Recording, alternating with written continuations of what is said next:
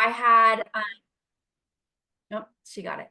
So I had my coaching call with Alita the other day, and we talked about a little bit of my struggles that I'm going through. And I was telling her how I feel like a lot of these issues we're all kind of having, but we're silently dealing with them, thinking we can kind of figure it out on our own. When in reality, we're all in this together and we can all be helping each other. So I just thought what better time for us to kind of pop on, or for me to pop on and talk to everybody about what I'm going through in the hopes that it can help everybody as a team. So let me click my heater off. Sorry. It looks like it's, like 5 degrees outside and it's like 60 degrees. So I feel like I'm like tricking myself and I'm like all of a sudden sweating in here. So last week I had gave my neighbor some samples, and when I did the whole like check back in with her and said, hey, how did you like it? What did you think? And she said they weren't bad. And I'm not gonna lie, it kind of struck me as like, oh, okay. And when I really took myself out of the equation, I had to realize that it wasn't that she's rejecting me. I just really can't tell the tone of her answer. It could have been something like, oh, they weren't that bad. I was surprised. Or it could have been, they weren't that bad. But we instantly go to a place of negativity. I don't know if it's a human thing. I don't know if it's a me thing. I don't know if this applies to any of you, but I found myself almost in a pity, right? Being like, oh my God, she didn't like it. Like acting like I'm the creator of this drink that I'm asking my neighbor to try. And I'm taking it personal instead of me asking more questions, getting a little bit more in depth and saying, what did you like about it? What, because it's something that you would want to hear more about or what have you. And my neighbor's actually the one who brought up the topic to me because she bakes sourdough bread. And so we got on the topic of my celiacs and all these things. And she was like, oh, I love me some good microbiome. And I'm like, oh, okay. Well, since you said that, I'd love to give you some samples. So all that to say, I think a lot of this, when we're talking about mindset, we kind of underestimate what the power of a true mindset reset or shift could be. And so I had to take myself out of it. And I actually got a little, like I said, I got a little stumbled up on it. And I asked Alita, and she's like, well, what is it that's like stumbling you? Like, and I'm like, I think it's that I almost felt a sense of rejection. So if I would have shifted my mindset, I think that the conversation could have been shifted in a very different way with my neighbor. And it would have gone a little more positive. And instead, I waited like days to respond to her because I didn't know what to say. And had I been a little more open-minded and just went for it, what is the worst that she would have done? Not text me back, not wave to me when I see her in the neighborhood? Okay.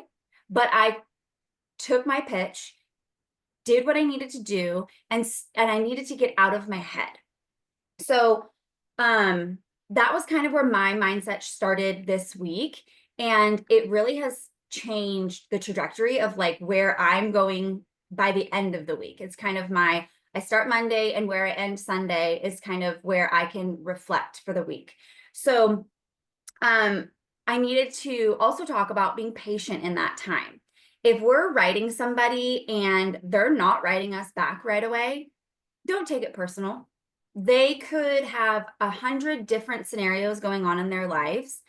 And we tend to think, oh my gosh, how rude. You read my message. I can see you read my message and you're just not responding to me.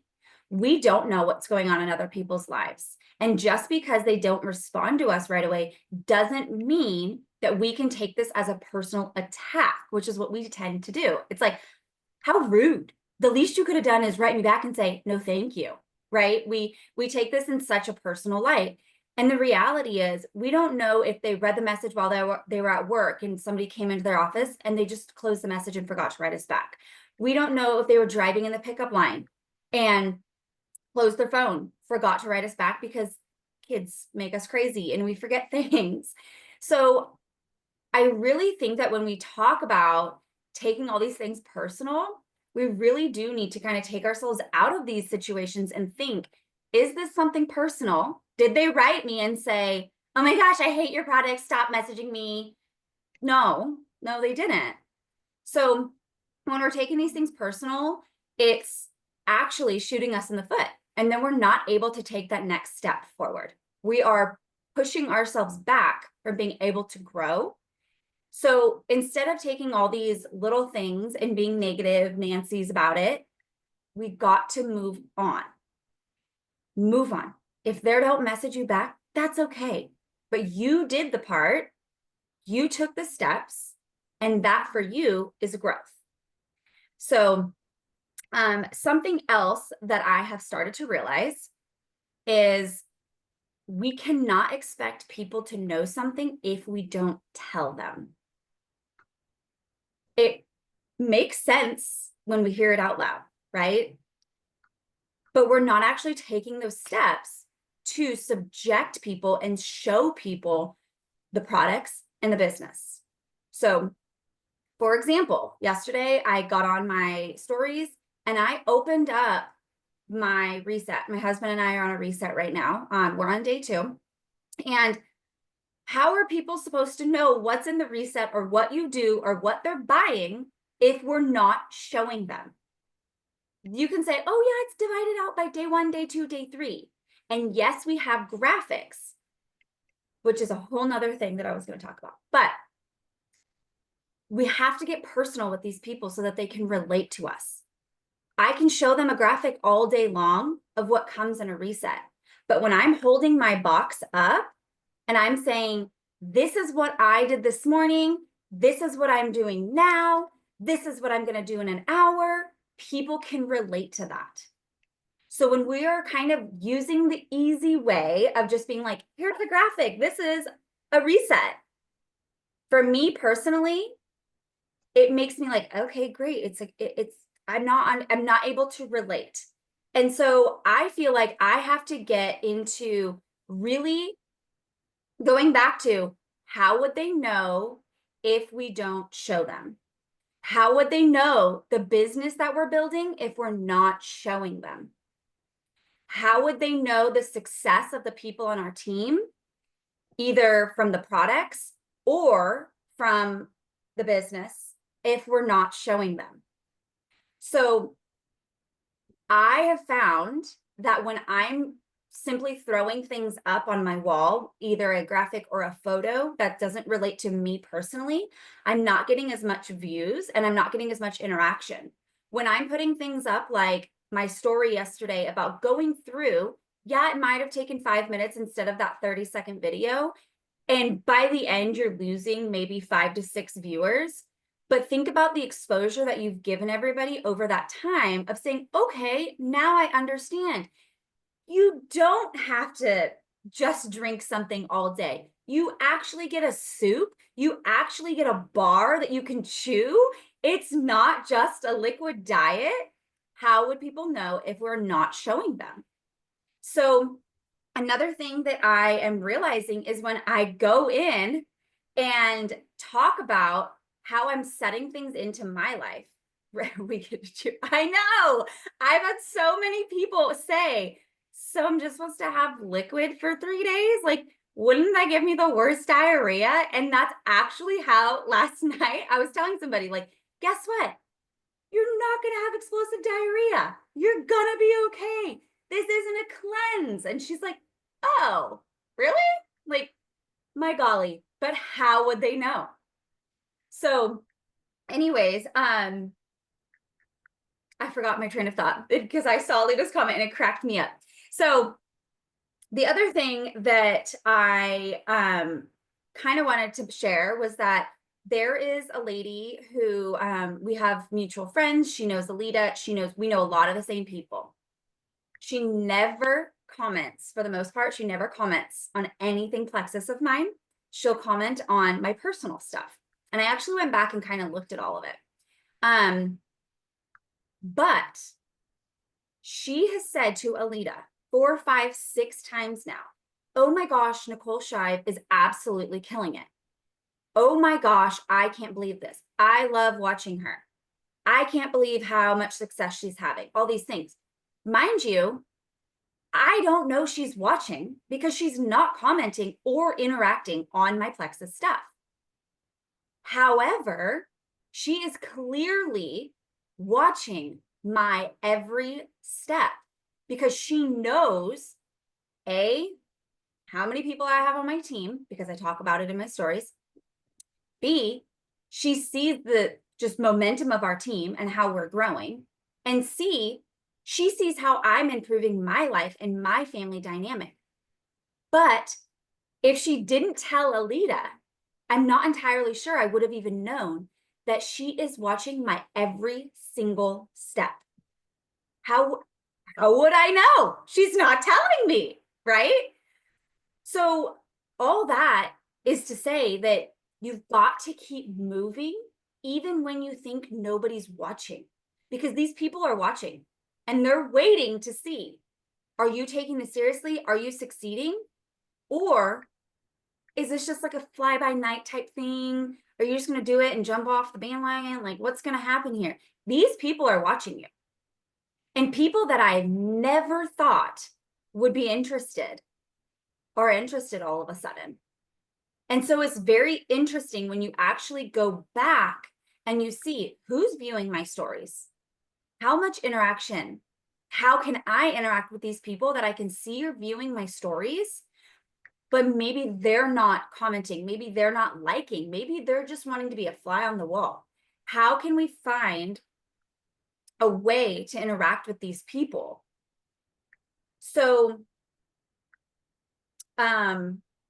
sorry, I'm looking at my notes over here. So, because I wanted to make sure that there was the things that were really kind of holding me back, or the things that I noticed, I wanted to kind of put them out there because I think it's important for us to realize, like, we're not alone in all of this. We're all going through this. Even these people who we're like, oh, they're at the tippy top, they don't go through this. Well, they do. They do. And when Alita says, oh my gosh, you know, Dina had X amount of signups and I've never done that in a year. We are all still taking these steps to move forward. We're all still finding these hurdles and finding ways to be able to move forward. So don't think that just because you're, you know, going for silver, diamonds are still going through the struggles of the things that you are going through as well. It's just a matter of how we're going to go through them and what we're going to use to strategize. So, one thing that really, I saw this quote earlier and it really stood out to me. So I wanted to read it to you guys and like really, really listen to this because it's very true. Do not compare yourself to others. There is no comparison between the sun and the moon, but they will both shine when it's their time. If that doesn't strike you, like really think about that. The sun and the moon both shine every single day.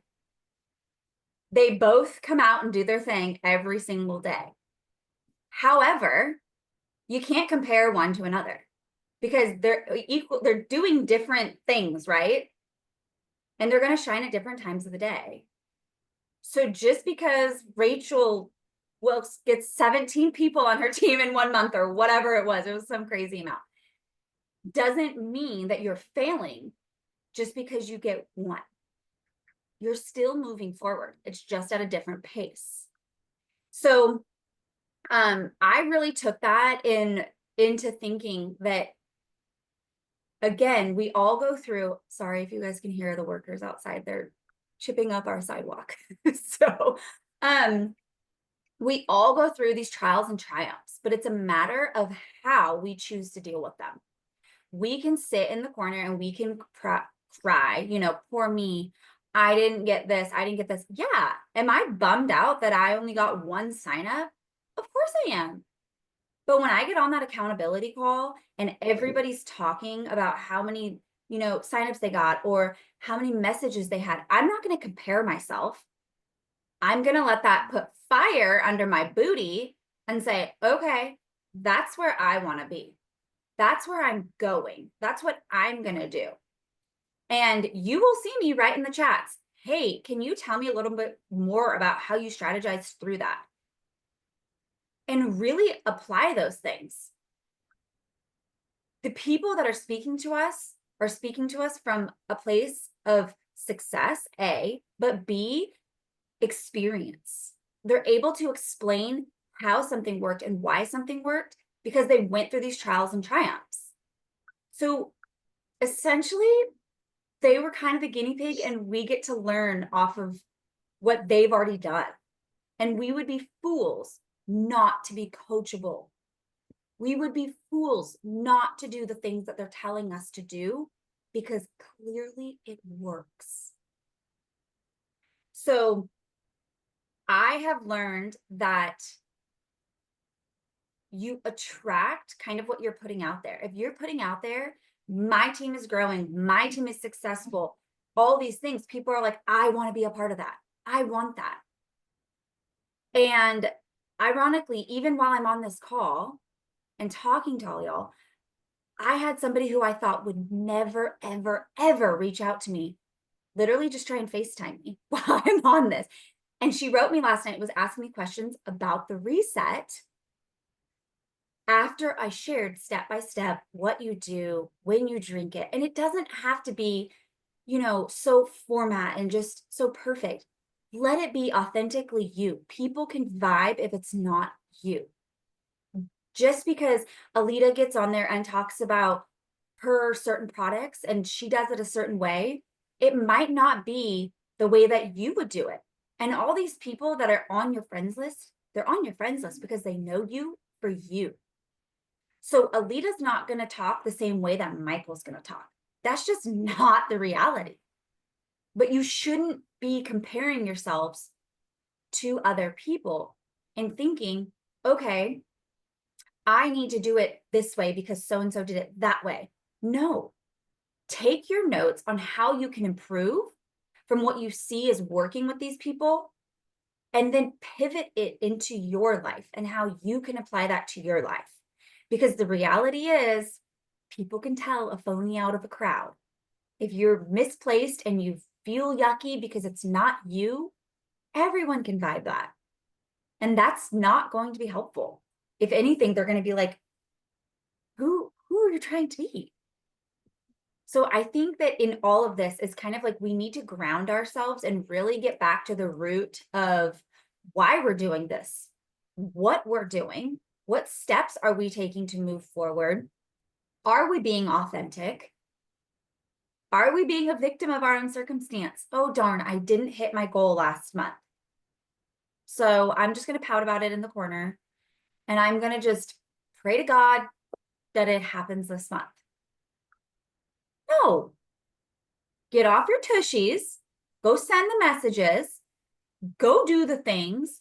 I know nobody loves giving out samples like for free, but think about it as that one sample could change your whole team. Yesterday, I spent 40 minutes in the post office sending out samples. 40 minutes. Did I love standing there for 40 minutes? No. Did I love paying the postage because they made me pay more because my envelopes weren't flat? Silly, whatever. But did I love that? No. But what I did love was that I was getting to share with people. I was not gatekeeping. I was saying, I know that you will love these products so much that I'm willing to give you a sample to try. So I sent out 19 samples yesterday. To say that my husband was like, excuse me, what? How much? What? Yeah. However, sometimes we have to think, I don't think that I would have tried the products right out of the gate. Like, I don't know that I would have purchased as if Alita wasn't like, here, try it. It's kind of scary, right? Like, it sounds silly, but when you're going down the aisle at the grocery store, right? This is a crazy analogy, and this is just how my brain works. And it drives my husband crazy. But here I am. when I'm in the grocery store and they don't have the particular brand of mayonnaise that my husband or my kids like, and I'm like, ooh, I gotta get this other one. What if they hate it? Ooh. But what if they love it? What if they like it? But we wouldn't know unless we tried it. So I don't know that I would have tried the products without Alita saying, here, try this. So we might sometimes have to take those sacrifices in our business as, okay, we might be giving away this product. However, think about what we could get back from that. Think about the way that that could change everything. So it's kind of taking that leap. And I'm not saying Sally Sue down the street has asked you for samples 6 times, continue to give her samples. Now she's just mooching off you and she just wants your drink without paying for it. Obviously be intuitive. Don't just be giving your product away, but it's really no different than when we're doing Sip and Seas. We're putting our product out there and we're allowing these people to try our products to say, do you like this? Is it something you would want to try? You know, whatever. A lot of our world is scared to take a leap of faith. And I was willing to say, I'm willing to give you product to try. So to give you an example, I also went through on my level 1s and people who had not tried active, I sent them a stick of active. And then people who I realized maybe hadn't tried hydrate, I sent them a stick of hydrate. So, and that was in a thank you card to my level 1s. So that was part of my like samples yesterday. Because again, they already are on our products. They already like our products, but maybe they're like, well, what would the hydrate really do? Or how much would the active really affect me? They wouldn't know. And maybe they're too afraid to try it or to buy it without trying. So it just kind of opened that door for me to give them a handwritten thank you card with a little sample inside and say, thank you so much for believing in me. Thank you so much for trusting in me. And for that, I wanted to give you, you know, a sample. So just go through your level 1s, try and figure out how you can reconnect with those people and what you can do as a thank you to them. Doesn't have to be a sample. It could be a mint. Like, I don't care. Write a note, say thank you. A handwritten note goes a long way. I remember when I went silver. I remember when I went gold. Alita showed up at my door. Actually, one of them was in the mail and gave me a handwritten note. And it literally brought tears to my eyes because I was like, oh my gosh, like she took the time out of her day to get the note and write it and put it in the mailbox and pay for postage and all these little things. So take those steps. The last thing I can tell you is this sounds really silly and really stupid, and you're going to be like, yeah, I've heard of this my whole life. Please help yourself and put a notepad and a pen on your nightstand. When you are laying in bed at night and you are like, oh my gosh, I forgot to reach out to so-and-so today, and it's 11 o'clock at night and you don't want to message them, write it on your notepad. When you are laying in bed and you're like, oh, I just saw so-and-so's post today and they posted this, this, and this, and actually I could tweak that verbiage a little bit and use it for myself, write that down, because you will wake up in the morning, if you're anything like me, hit the ground running and completely forgot about what I told myself in my brain I was going to do, because now I've slept on it and it's gone. And it's like, I wish I woulda, coulda, shoulda, like, darn it. So I put a notepad next to my bed now. And when I'm thinking about it, I just roll over, write it down, and then it's physically there. It's not stuck in a compilation of these mumble jumbled notes in my phone that I'm probably going to lose. So I hope this helped you guys. Stepping on my words. I hope this helped you guys. I know that these are things that helped me when I kind of reflected on myself for last week. Closing out the month, I'm not gonna lie, I was really discouraged. I was pretty frustrated because I felt like, okay, I thought I did the things. And I even sent a lot of messages to Alita, and I was like, help me. Am I saying something wrong? Am I doing something wrong? Like, what could I be doing differently? And she even said, sometimes it's just the way the cookie crumbles, right? Like sometimes we can do all the things, and sometimes it's just the way it works. And that's okay. But we need to stop taking these as personal attacks on us, because it's not. Unless somebody literally says to you, and they would be a total jerk if they did, I hate your product, stop messaging me, you're so annoying, because they're not saying that to us. But when they're not responding to us, we're taking it as personal attacks. When somebody says they're going to order and they don't, I was that way. I watched somebody do Plexus for 8 years. I had Alita as a client for almost a year, and I still was not on the Plexus products. So it's not a personal thing. And sometimes we've got to stop taking everything so personal and realize everybody has a life going on. Everybody's going through something. Everybody is working towards something. Everybody has stuff going on. So stop taking it personal and think about how maybe in a month you can reconnect with that person. If you've only talked Plexus with them, talk something personal. Interact with them on their pages. If they post something of their dog, comment. That will get you guys reconnected. So I hope this helped everybody. And I mean, the only thing that I can say is stop taking it personal and really shift your mindset and stop comparing yourself to everybody else. Everybody else's journey is different. Every disciple in the Bible, everybody walked different paths. Everybody did it differently. Everybody had different thoughts. They had a different way of the way they would do things, the way that they would talk to somebody. Stop comparing yourself to others. So I hope this helped you guys, and I hope everybody can go message, go do the things, go connect, and I hope everybody has a good week.